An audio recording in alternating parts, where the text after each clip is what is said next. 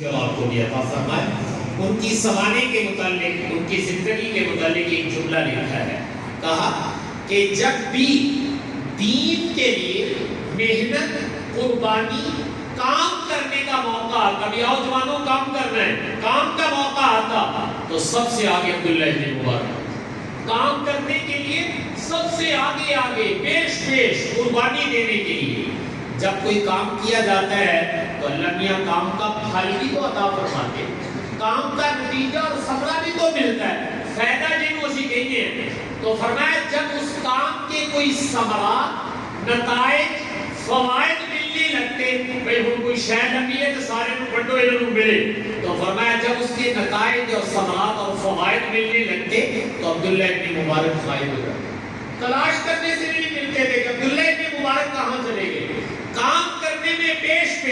اور نفع حاصل کرنے میں سب سے پیچھے، پھر آگے پیچھے ہو جاتے تھے۔ یہ ان کا خلوص تھا کہ وہ اللہ تعالیٰ کے لیے اتنا کچھ کرتے تھے کہ دنیا میں شاید وہ بدلے کا سوچ بھی نہیں سکتے تھے۔ واقعی اللہ کے نیک بندے ایسے ہی ہوتے ہیں۔ ان کے بارے میں لکھا ہے کہ جب ان کا انتقال ہو گیا تو خواب میں کسی کو ملاقات ہوئی، خواب میں زیارت ہو جاتی، تو جب زیارت ہوئی تو خواب دیکھنے والے نے پوچھا عبداللہ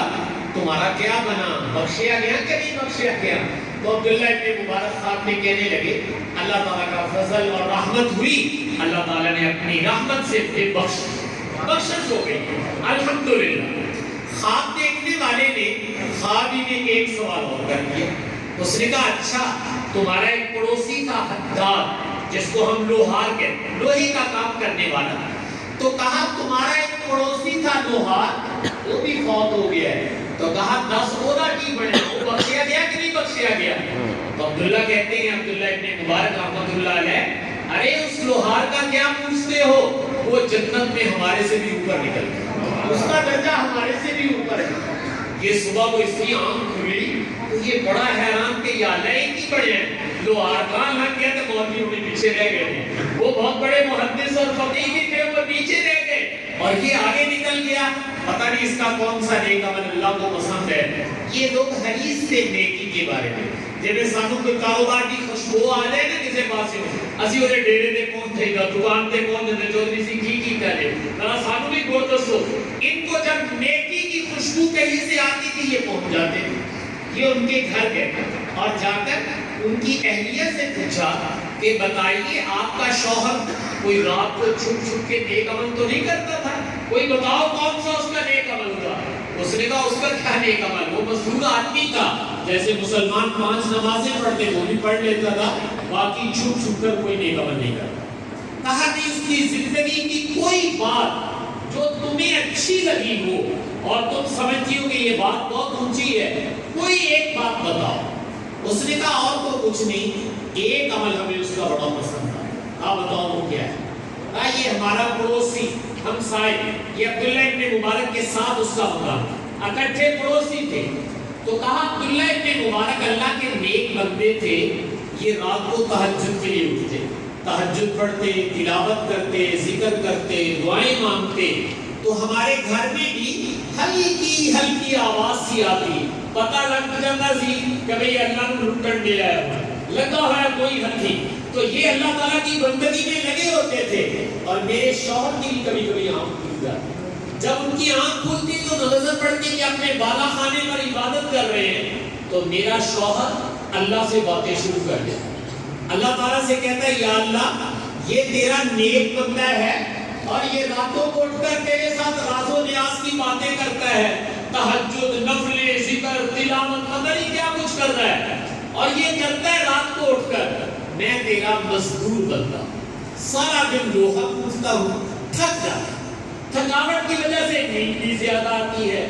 کہیں ہمارا بھی کوئی بندوبست ہو جائے، آج ذرا مزدوری تو کوئی جان چھوٹ جائے، تھکاوٹ سے ذرا بچ جائیں، تو پھر کہتے ہیں یا اللہ دل ساٹا بھی بڑا کرتا ہے، ایسے عبادت کر کے دکھائیں جیسے تیرا نیک بندہ تیری عبادت کرے، کاٹا سی بھی نہ کریے، دل ہمارا بھی چاہتا ہے کہ ایسے ہی عبادت کریں جیسے تیرا نیک بندہ کر رہا ہے، کریں کیا کہ مزدوری کر کے تھکے ہوئے بہت ہوتے ہیں، اس لیے نیند کا غلبہ ہو جاتا ہے، دل میرا بھی یہ چاہتا ہے،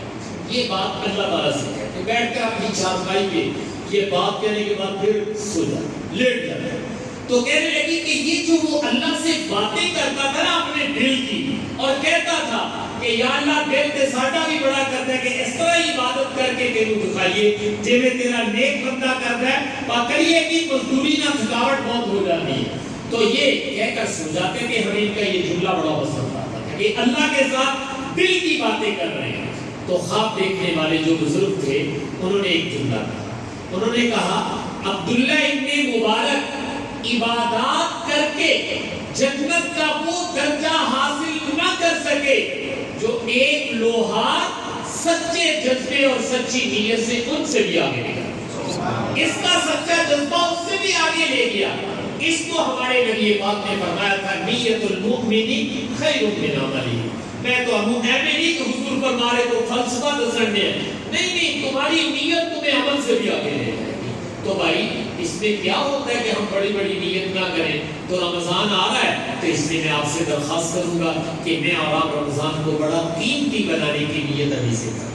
بھائی عید کا انشاءاللہ رمضان سے بارے میں آئے ہو جانے چاہیے، جن میں کاروباری لوگ سیزن لگاتے ہیں، زمیندار لوگ اگے واڑیاں انہوں نے واڑیاں لوڑیاں نے، تو یہ تو میرا اور آپ کا قدرے مشترک سیزن ہے، یہ نیکی کا سیزن ہے، یہ نیکی کا موسم بہار ہے۔ یقین جانیے آج کل بہار کا موسم ہے، آپ دیکھتے ہر درخت میں کوملیں پھوٹ رہی ہیں، پتے نکل رہے ہیں اور زمین میں سے انگوریاں نکل رہی ہیں، پتہ لگ رہا ہے کہ موسم بہار آ رہا ہے، جگہ جگہ ہریالی ہے۔ ایسے ہی جب رمضان آتا ہے تو نیکی کا موسم بہار ہوتا ہے، ہر جگہ سے نیکی نکلتی ہوئی دکھائی دیتی ہے۔ تو اس لیے میں اور آپ اس حدیث پر عمل کرنے کے لیے جس کو آپ نے فرمایا تھا نیت المؤمن خیر من عملہ، تو میں اور آپ بڑی سے بڑی نیت کر سکتے ہیں کہ نہیں کر سکتے؟ تو